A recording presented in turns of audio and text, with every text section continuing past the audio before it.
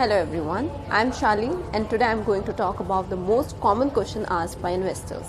That is, whether they should go for a growth option or for a dividend one while investing in mutual funds. So before I proceed with this, first I would like to tell about these two plans. In dividend option, profits made by the scheme are not reinvested. Instead, gains will be distributed among the investors by way of dividends on a quarterly, half-yearly or annual basis. However, the fund does not guarantee the amount and frequency of dividend payout. Whereas on the other hand, if we talk about the growth option, which is more like a cumulative option, the profits made by the scheme are not paid by way of dividend. Instead of that, these get accumulated and form part of the scheme via reinvestment. So whenever the scheme makes profits, its NAV rises automatically and vice versa. So both these options has its own set of advantages and disadvantages. An investor needs to make a choice based on their financial goals and needs.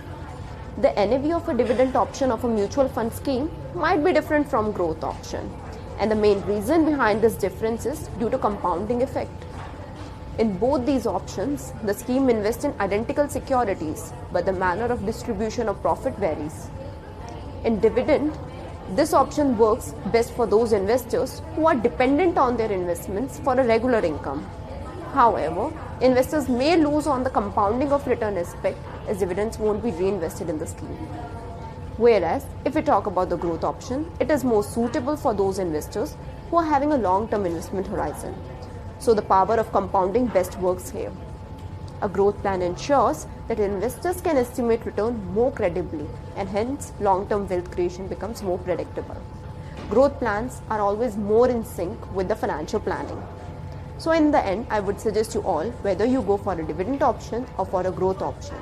It is very important to consider your requirements and financial goals and then choose the option which is most suitable for you. Thank you.